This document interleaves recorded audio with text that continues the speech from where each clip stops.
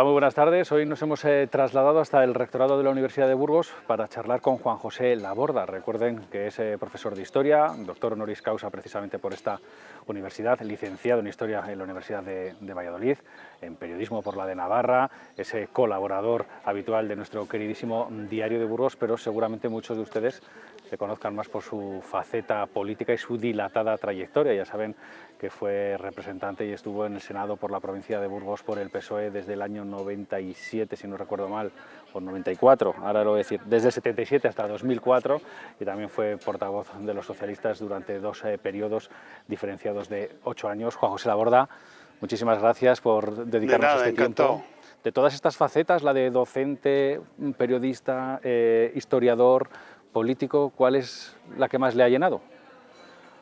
Pues la verdad es que la que más me ha llenado, sinceramente, es la de investigador. Yo en los archivos he disfrutado como casi tanto como ir a pescar peces en el mar. También son facetas que pueden estar muy interrelacionadas entre ellas, ¿no? Sí. Bueno, en realidad yo hice primero periodismo, después se cruzó la política y me puse a estudiar historia, de tal manera que siempre quise tener una cierta distancia de la política, porque al fin y al cabo un historiador es un periodista del pasado. Y me interesó conocer el pasado porque de alguna manera aquello me llevaba a intentar entender mejor el presente. Yo tengo una vocación muy profunda y la sigo teniendo, y todos esos factores efectivamente se han unido en mi propia vida. Hablaremos de política, tenemos tiempo de sobra, pero queríamos aprovechar precisamente la presentación hoy de la Cátedra Monarquía Parlamentaria en la Universidad de Burgos para hablar precisamente con usted unos minutos y hablar precisamente de la monarquía. ¿Por qué recala esta cátedra y en qué consiste? Bueno, la verdad es que me puse a estudiar este asunto con esta cátedra que creamos en una universidad madrileña hace ya 5 años, porque estudiar la monarquía parlamentaria era algo así como meternos en el interior de nuestra propia Constitución. Y en un momento en que la Constitución no es que esté en crisis, pero está en discusión, era importante hacer una reflexión sobre la clave de bóveda de la Constitución, porque la monarquía parlamentaria no es algo así como una especie de lujo prescindible de un viejo país europeo, sino que la monarquía parlamentaria ahora es un hecho nuevo, porque en un mundo en que la política cada vez más se hace a partir de símbolos, dada la globalización, dada la influencia de la imagen en lugar de la palabra, el rey es un poder simbólico, o por decirlo de otra manera, no tiene ningún poder, sino que tiene autoridad, y la autoridad son símbolos, de tal manera que la monarquía, aunque pueda parecer una paradoja, es un sistema de jefatura del Estado que tiene algunas ventajas, sale mejor parada en el tiempo que estamos viviendo que las repúblicas. Por ejemplo, el gran desafío de nuestro tiempo a las democracias no es el fascismo. El gran desafío es la demagogia y el populismo. Eso puede pasar en una república. Lo hemos visto en Estados Unidos. La república más antigua del mundo ha tenido un presidente demagogo y populista que ha estado a punto de cargarse el sistema. Un rey parlamentario no puede hacer eso. De tal manera que un rey parlamentario, la monarquía parlamentaria, es también un valladar, un antídoto frente a cualquier movimiento contrario a la democracia. De tal manera que, por paradojas de la historia, y de eso sabemos un poco los historiadores, resulta que una institución tan antigua como es la monarquía, ahora que no tiene ningún poder, que es una monarquía parlamentaria, se convierte en uno de los elementos que más firmemente defienden la calidad democrática. Vamos a reflexionar sobre la monarquía parlamentaria, sobre la corona. ¿Cree que ha estado en peligro o está aún en nuestro país ese modelo de Estado? Yo creo que, repito lo que he dicho hace un momento, la Constitución, como la monarquía parlamentaria, que es la forma política del Estado, según dice la Constitución, no está en crisis. La prueba está que el sistema parlamentario, el sistema político español, aguanta un tirón como el que en estos momentos propina los acontecimientos de Cataluña. Pero está en discusión, indudablemente. Pero la grandeza de la democracia y de la monarquía parlamentaria, la grandeza de la Constitución, es que el rey parlamentario, el rey de la monarquía parlamentaria, representa lo mismo a los que creen el sistema que a los que están en contra de él. El rey, como no depende de los partidos políticos, representa lo mismo a mí que a un independentista o un republicano catalán. Y eso es lo que da la superioridad moral. Eso conforma a la monarquía como una democracia no militante, sino que acoge a todos siempre y cuando, eso sí, se respeta la ley. Lo que podemos decir que igual es la institución más neutral que hay. Efectivamente, pero la neutralidad tiene que ver con el símbolo. O sea, no hay un símbolo que no tenga la capacidad de llegar a todas partes, de ser neutral, de comprender todos los matices. Eso es un hecho nuevo. Es un hecho nuevo, porque en realidad nadie podía suponer que la monarquía autoritaria del siglo XVIII o del siglo XIX iba a convertirse en una forma de poder actual en que no tiene ningún poder. El rey no tiene ningún poder. Lo que hace es la autoridad. Representa a todos. Vigila el funcionamiento de las instituciones. Todo el mundo siente que con el rey no solamente conectamos con el pasado, sino conectamos con el futuro. En un momento que hay mucha incertidumbre, que no se sabe lo que va a pasar mañana, la monarquía parlamentaria nos da la seguridad de lo porvenir, a pesar de las tensiones que sufre. De todas formas, sí queda un poco la sensación de que el debate monarquía-república es como muy decimonónico, ¿no? Que no tiene en cuenta muchísimos de los acontecimientos que se han sucedido precisamente desde principios del siglo XX hasta hoy. Es un debate cuyos conceptos están completamente anticuados, porque en el siglo XIX, el siglo XVIII, en Francia especialmente, la lucha era, o el antagonismo era la democracia frente a la monarquía. Era o un gobierno de las leyes frente a un gobierno de las personas. Hoy el rey es la encarnación del gobierno de las leyes. No tiene otra obligación el rey que hacer cumplir las leyes.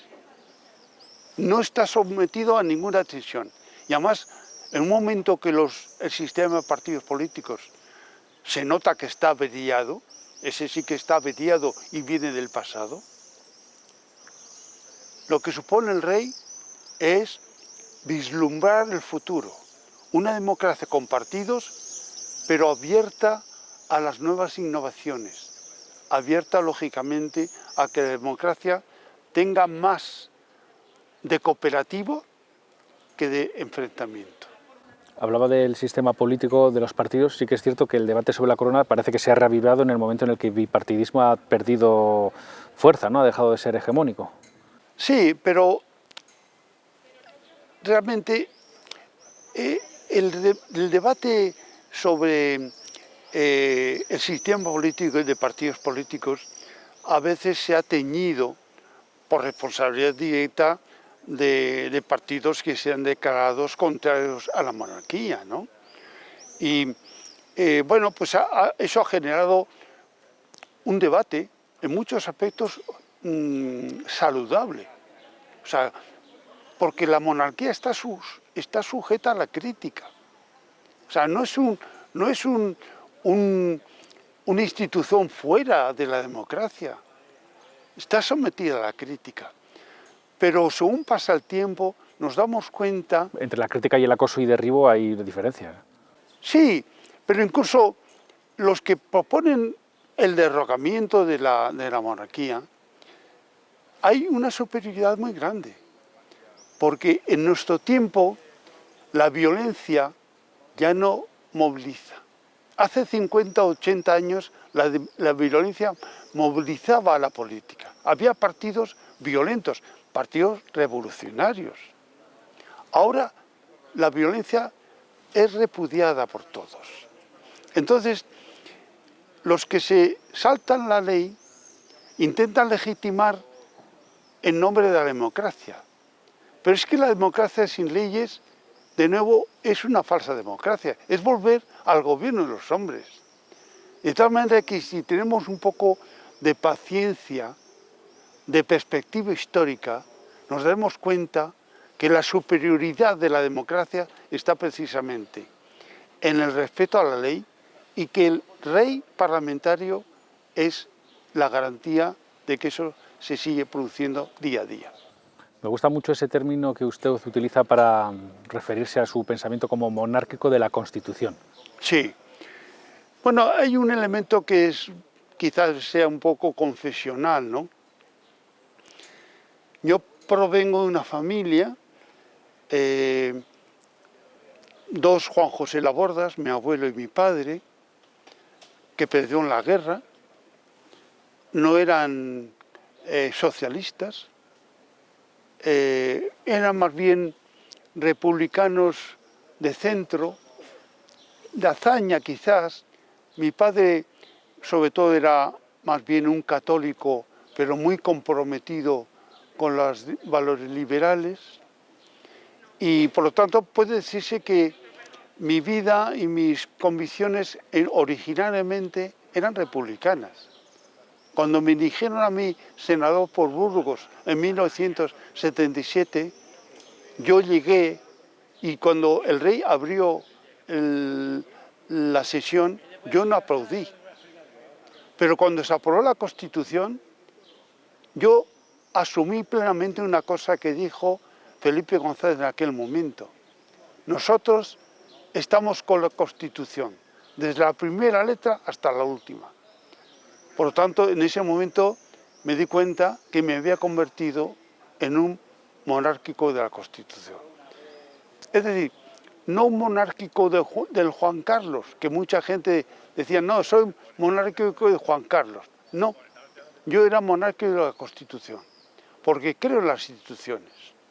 Sí, había matices, ¿no? Los monárquicos convencidos, juancarlistas, monárquicos de la Constitución, lo que sí que da la sensación de que es más fácil defender la institución desde la Constitución que desde el personalismo, por ejemplo, ¿no? Claro, Se ha pero demostrado. vuelvo a la idea, Cicerón, quizás el autor romano que más extensamente trata el tema de república, porque claro, defendía la república frente a Julio César, que quería hacer una monarquía. Y Cicerón, ¿qué dice? La república no es más que un gobierno controlado. La república es un gobierno controlado, una democracia con participación pública, con control. Es decir, un gobierno limitado por las leyes, que pone freno tanto a los poderosos como a los desprotegidos. Eso hoy lo encuentro en la monarquía parlamentaria, porque eso es la Constitución. Y del mismo modo que hubo juancarlistas, ¿cree que puede haber ya hoy o habrá felipistas? Yo creo que Juan Carlos pertenece a una generación, la generación de Felipe González, la generación de Carrillo, la generación de Adolfo Suárez, de Miguel Roca y Junyent, que eran liderazgos carismáticos. Hasta cierto punto yo pertenezco a esa generación, que veníamos de antes de la democracia con las ideas en la cabeza. El rey actual ya no es un rey carismático, sino que es un rey racional. Está sujeto a las leyes, se entiende porque tiene una lógica y él se obliga con esa lógica.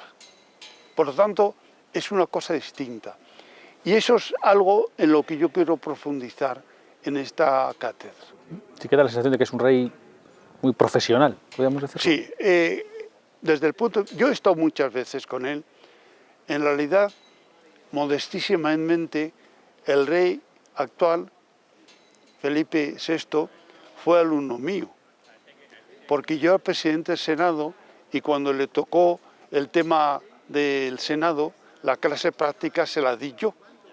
Y tengo un enorme respeto por el rey, porque luego, cuantas veces he ido a la Zarzuela a hablar de esta cátedra y de algunas cosas más o menos parecidas, me doy cuenta que Felipe, el rey Felipe, reflexiona sobre su misma persona, porque él tiene una condición muy terrible, y es que es una persona y al mismo tiempo es un símbolo.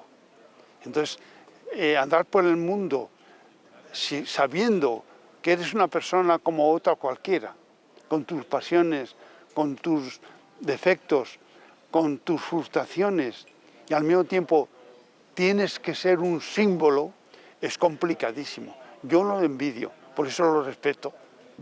Usted tenía muy buena relación también con Juan Carlos, con el rey Juan Carlos, y la tendrá... No me corto nada diciendo que le tengo una gran simpatía. No le ha puesto las cosas fáciles a su hijo. Sí, pero es verdad. La justicia dirá lo que tenga que decir de su vida particular, de sus obligaciones fiscales, etc. Pero desde el punto de vista de cumplir con sus obligaciones como jefe del Estado, yo que lo he vivido muy cerca, que lo he vivido con varios gobiernos, no tengo más que decir que chapó.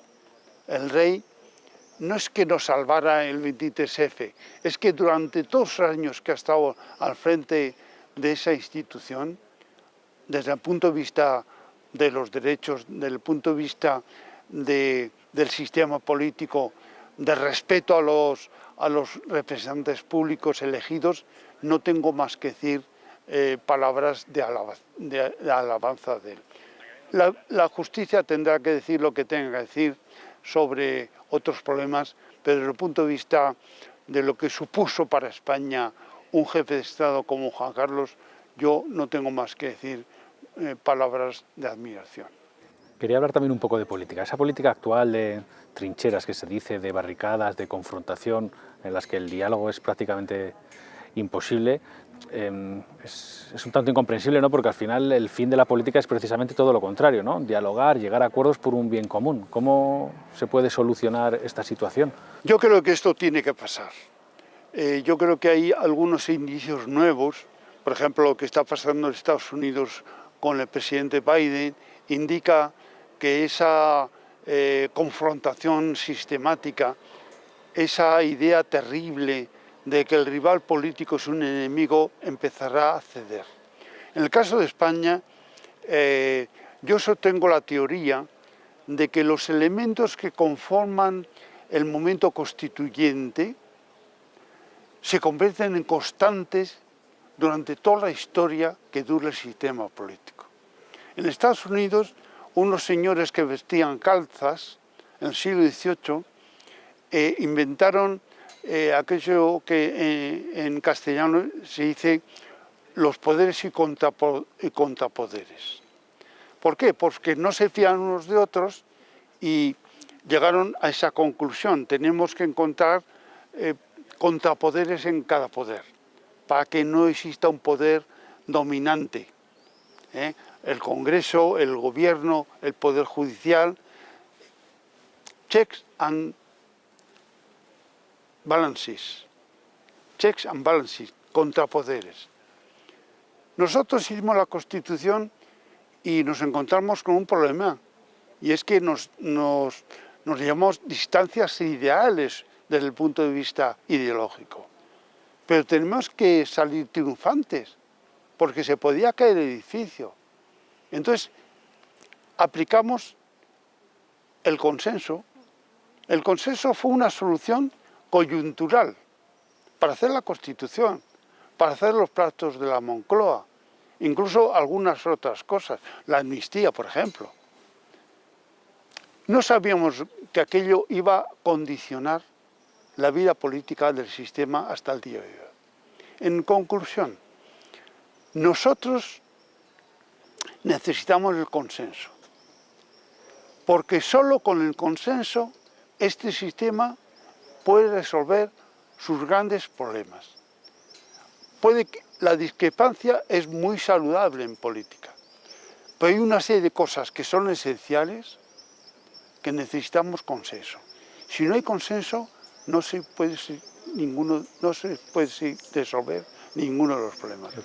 ¿Cómo es posible que con posiciones mucho más cercanas a las que ustedes tuvieron en el momento de la Constitución fuese casi, no sé si más fácil, porque sería complicado, pero se llegase a un consenso y ahora parezca algo realmente utópico en cualquier Yo tema? creo que precisamente porque ahora hay mucho menos diferencia de pensamiento, de propuestas, etcétera, entre los grandes partidos que en el año 77. En el año 77, entre nosotros y la UCD, y no digamos nada, Alianza Popular, había un abismo.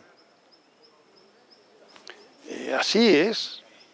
O sea, hoy en día ves a un gobierno y ves a otro gobierno y no ves muchas diferencias. En la pandemia, lejos de ayudar, de cicatrizar, ha hecho abrir nuevas heridas. No sé si la política que tenemos actualmente es reflejo de la sociedad o la sociedad es reflejo de la política. Hombre, hay problemas que son en estos momentos especialmente molestos, porque efectivamente la gente, como el tema de la pandemia, afecta a muchos elementos de sanidad, pero afecta también a derechos fundamentales. Es decir, los ciudadanos tienen derecho en un país como este a que las condiciones de adaptación a la pandemia, la limitación de circulación incluso, sean en todas partes igual. O sea, no podemos aceptar un pluralismo, una especie de taifas jurídicas, porque la Constitución lo dejó claro en el momento que lo hicimos. Si tienes que limitar los derechos, el derecho de circulación de las personas, eso no es una cuestión de los jueces, es una cuestión del Parlamento. Así quedó establecido. Y eso lo hicimos hace un año. Ahora, si queremos hacer una limitación de la circulación, habrá que volver a consultar al Congreso, porque no puede ser cargar sobre los jueces una decisión que no les corresponde. Juan José Laborda, que ha sido un auténtico placer charlar estos minutos con usted, y pues que siga con esas ganas, ¿no?, de defender y esta cátedra que parece que tiene mucho que enseñarnos a todos. Muchísimas gracias. Ha sido un placer. Y lo mismo digo. Nosotros no tenemos tiempo para más. Regresaremos más pronto que tarde con un nuevo Cara a Cara aquí en La 8 Burgos. Muy buenas tardes. Adiós.